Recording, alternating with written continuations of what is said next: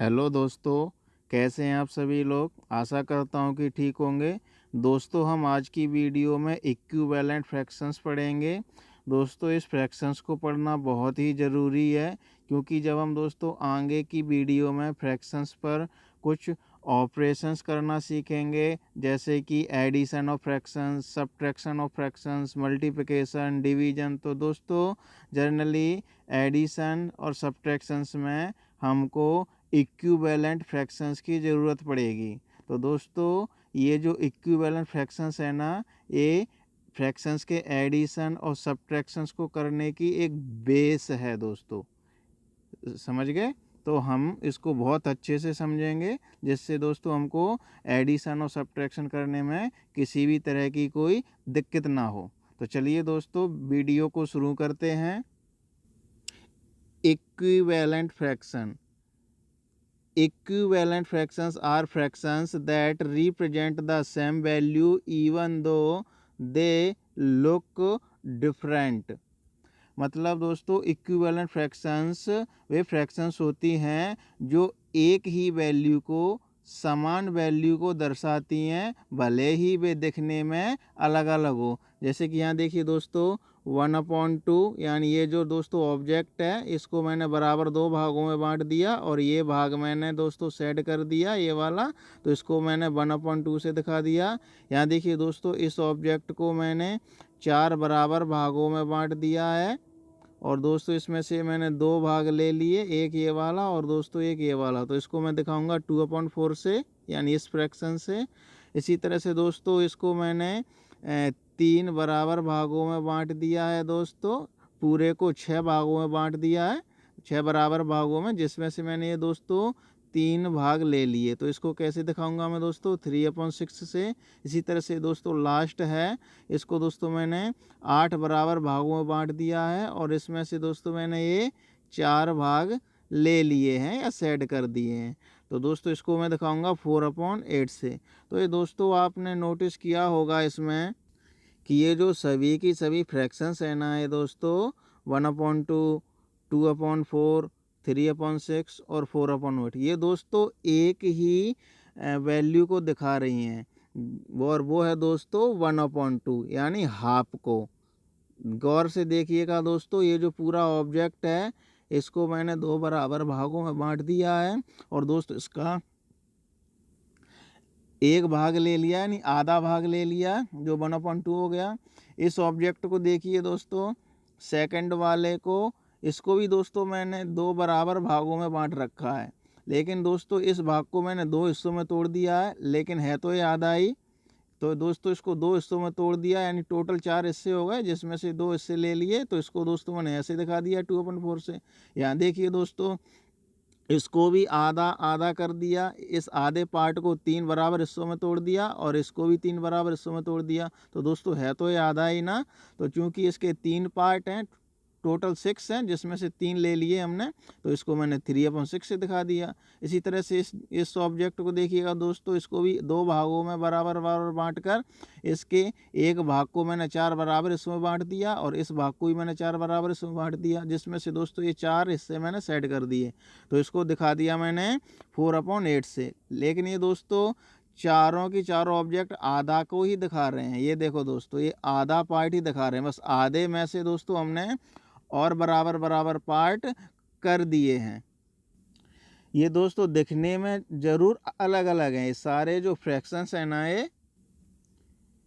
ये जो दोस्तों फ्रैक्शंस हैं, ये सभी सभी दिख अलग अलग रही हैं, लेकिन ये दोस्तों एक ही वैल्यू को दिखा रही हैं, वो है आधे को, यानी हाफ को। देखिएगा, इस सभी की सभी फ्रैक्शंस दोस्तों आधे पार्ट को ही दिखा रही हैं।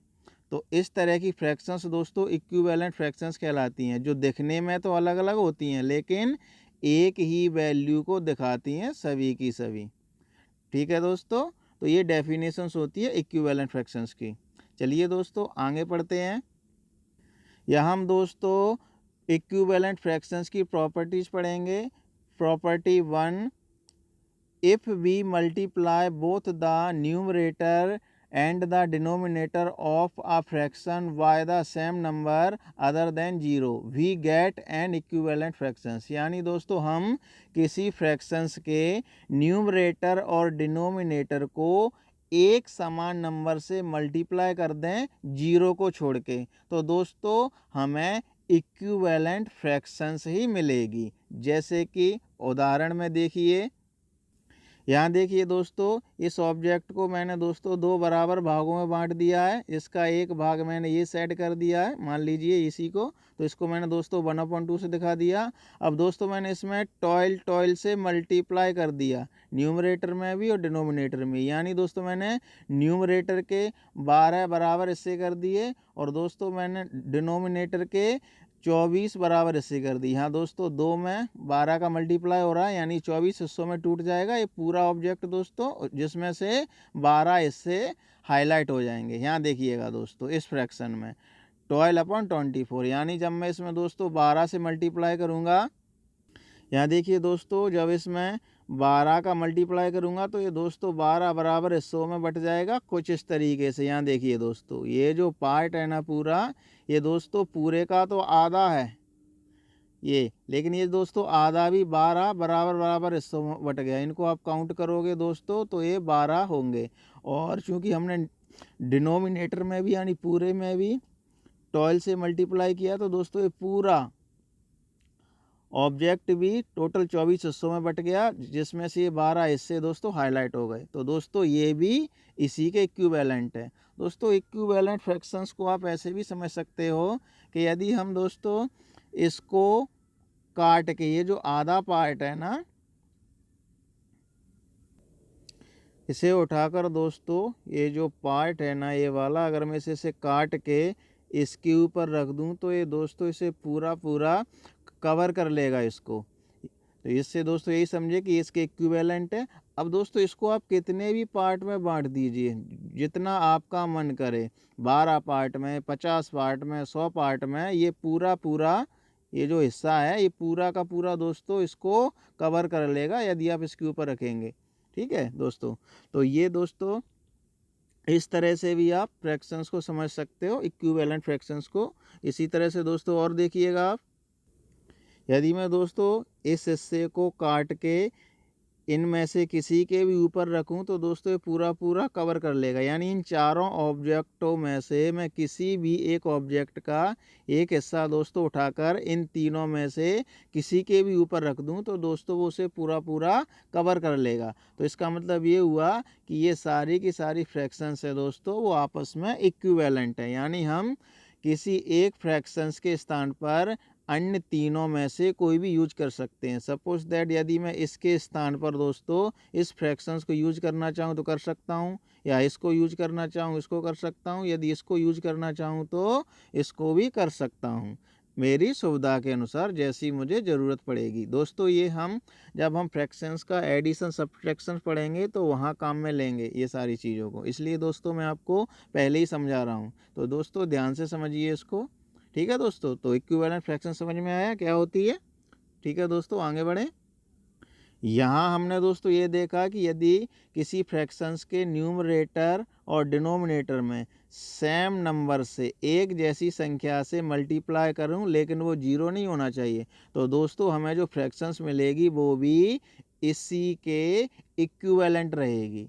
ठीक है दोस्तों, जैसे यहाँ दोस्तों मैंने और उदाहरण ले रखे हैं। ये दोस्तों ये जो ऑब्जेक्ट है इसको मैंने 3 बराबर हिस्सों में बांट दिया है, जिसमें से एक हिस्सा दोस्तों हाईलाइट कर दिया है जो ये 1/3 को दिखा रहा है। अब दोस्तों मैंने इसके न्यूमरेटर और डिनोमिनेटर में 2 का मल्टीप्लाई कर दिया है, तो दोस्तों ये न्यू फ्रैक्शंस बनी इसी के इक्विवेलेंट, वो 2/6 हो जाएगी। यानी ये जो पूरा ऑब्जेक्ट है वो यानी 6 बराबर हिस्सों में बट जाएगा, है ना। देखो दोस्तों कुछ इस तरीके से, और उसमें से ये जो दोस्तों ये जो पूरा हिस्सा है ना ये भी 2 बराबर हिस्सों में बट जाएगा। यानी यहाँ देखो दोस्तों ये जो बट गया, ठीक है। तो ये दोनों आपस में दोस्तों इक्विवेलेंट है। अगर मैं इसके इस पार्ट को काट कर इसके ऊपर रखूँगा तो ये दोस्तों पूरा कवर कर लेगा।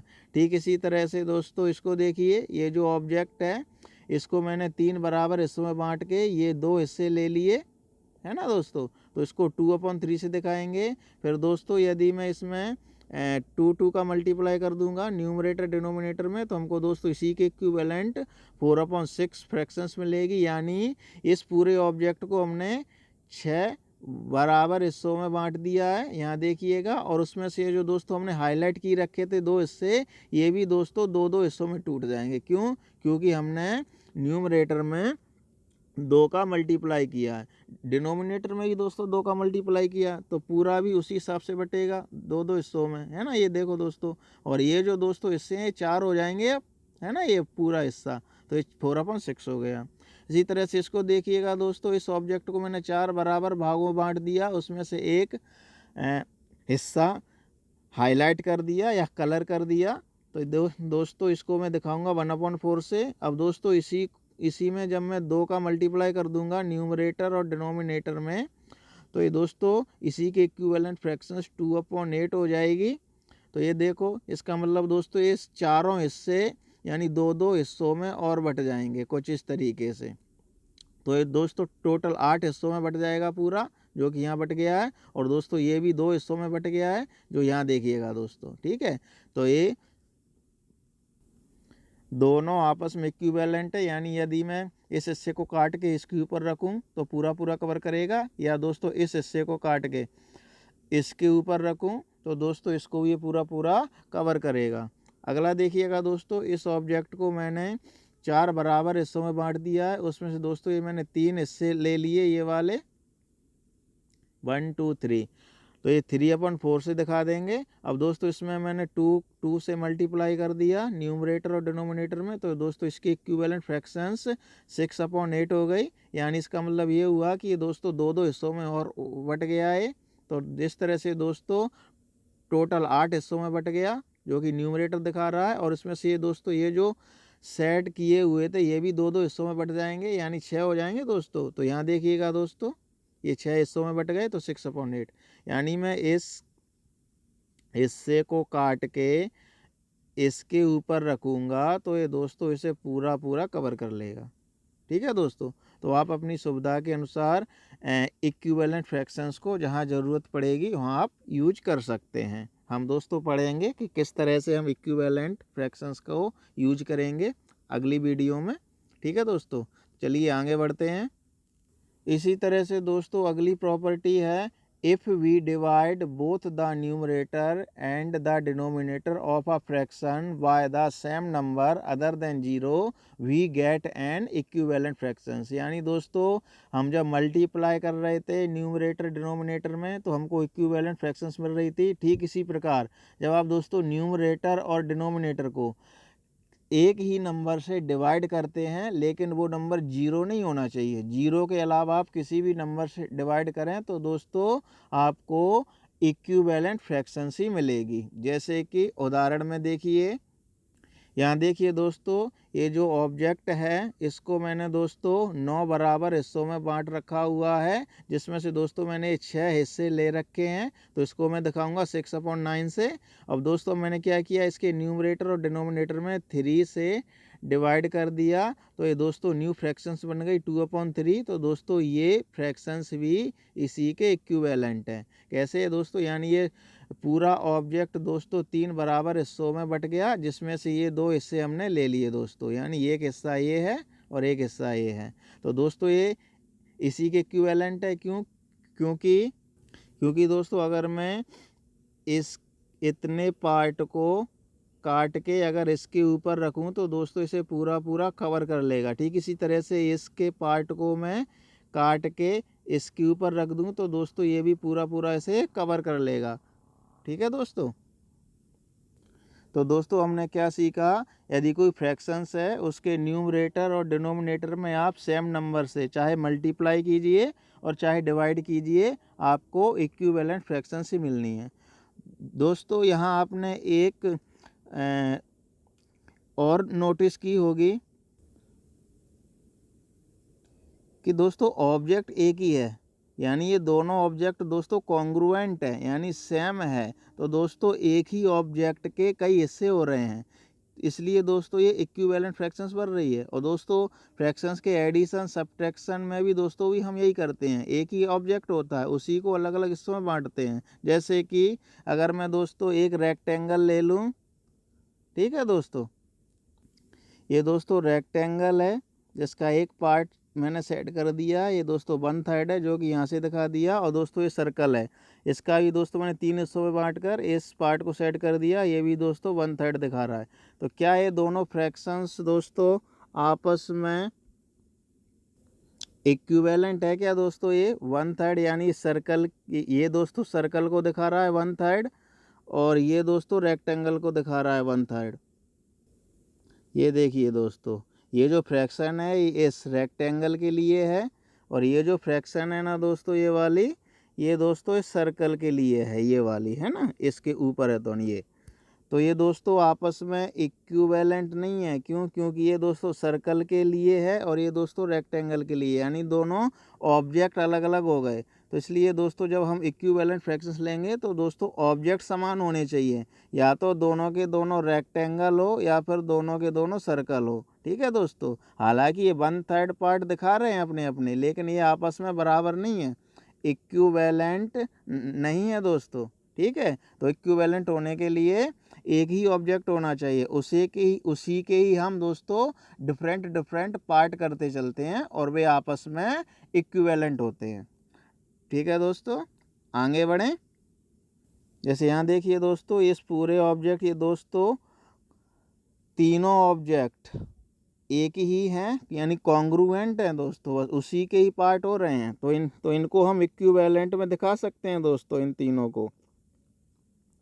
ये दोस्तों इस ऑब्जेक्ट को देखिए, इसको हमने 8 बराबर भागों में बांटकर 4 भाग ले लिए, तो इसे हमने 4/8 से दिखा दिया।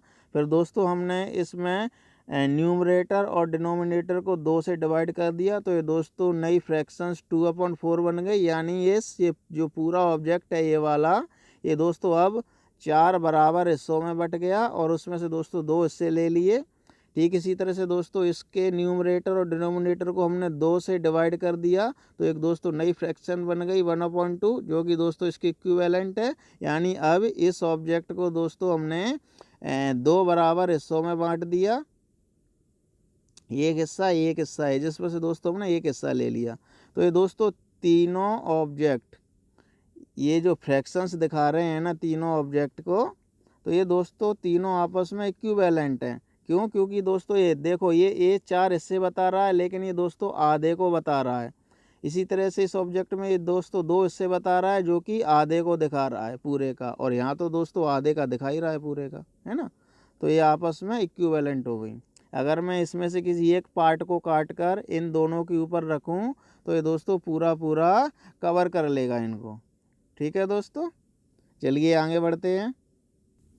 तीसरी प्रॉपर्टी है दोस्तों इक्विवेलेंट की, if two fractions are equivalent then numerator of the first fraction into denominator of the first fraction equal to denominator of the first fraction into numerator of the second fractions. यानी कहने का मतलब ये है दोस्तों, अगर दो फ्रैक्शंस इक्विवेलेंट हैं तो दोस्तों पहले फ्रैक्शंस के न्यूमरेटर का दूसरे फ्रैक्शंस के डिनोमिनेटर से मल्टीप्लाई करें और पहले फ्रैक्शंस के डिनोमिनेटर का दूसरे फ्रैक्शंस के न्यूमरेटर से मल्टीप्लाई करें, तो ये दोनों दोस्तों आपस में बराबर होंगे। जैसे कि देखिएगा आप दोस्तों, इधर हम दोस्तों 2 में 12 से मल्टीप्लाई कर रहे हैं और दोस्तों 3 में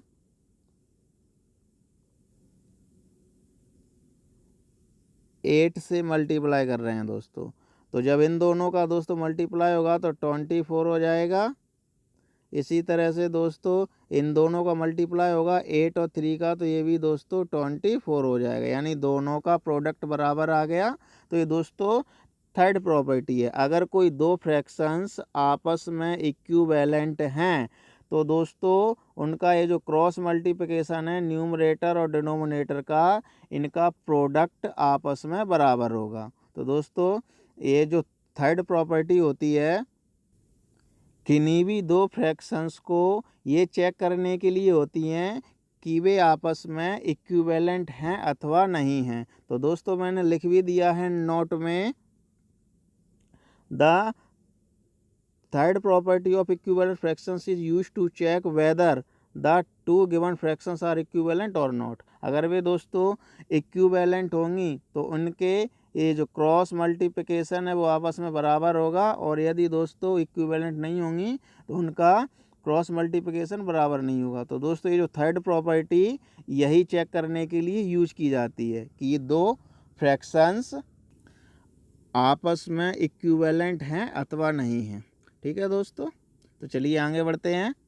यहाँ हम दोस्तों एक्सरसाइज करेंगे, check whether the given diagram shows equivalent fractions और नॉट। ये जो दोस्तों डायग्राम है ये तीन, इसमें ये चेक करना है कि ये इक्विवेलेंट फ्रैक्शंस को शो कर रहे हैं अथवा नहीं कर रहे हैं। तो दोस्तों ये रेक्टेंगल है दोस्तों, तीनों के तीनों रेक्टेंगल है और दोस्तों एक ही साइज के हैं, यानी इनके एरिया पेरीमीटर सब कुछ आपस में बराबर है, लेंथ विथ है ना, कॉन्ग्रुएंट है दोस्तों, तभी हम इनको इक्विवेलेंट में दिखा पाएंगे। तो दोस्तों इसको मैंने दो बराबर हिस्सों में बांट दिया है इस पूरे को। तो दोस्तों इसको मैं फ्रैक्शंस पे दिखाऊंगा, तो कैसे दिखाऊंगा दोस्तों, इसको 1/2 से दिखाऊंगा, यानी दो हिस्से करके एक हिस्सा दोस्तों मैंने सेट कर दिया है। यहाँ पर इसको देखिए दोस्तों, इसको मैंने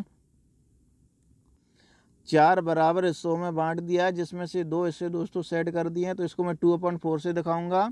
इसको दोस्तों मैंने 9 बराबर हिस्सों में बांट दिया है, जिसमें से दोस्तों ये 3 हिस्से मैंने सेट कर दिए। तो इसको मैं दोस्तों 3/9 से दिखाऊंगा। तो इनकी फ्रैक्शंस में दोस्तों लिख देता हूँ। तो ये देखिए दोस्तों, इनकी फ्रैक्शंस मैंने लिख दी हैं। तो ये दोस्तों आपस में इक्विवेलेंट फ्रैक्शंस हैं, बिल्कुल हैं दोस्तों, क्योंकि दोस्तों अगर मैं इसके एक पोर्शन को काट के इन दोनों के ऊपर रखूँगा तो ये दोस्तों इसे पूरा कवर कर लेगा। या आप ऐसे भी समझ सकते हैं दोस्तों, इसको मैंने दोस्तों इसके न्यूमरेटर और डिनोमिनेटर में मैंने 2 से मल्टीप्लाई कर दिया। तो दोस्तों इसके इक्विवेलेंट फ्रैक्शंस 2/4 बन गई, यानी इसको दोस्तों इसके न्यूमरेटर और डिनोमिनेटर को ही मैंने 2 और भागों में तोड़ दिया।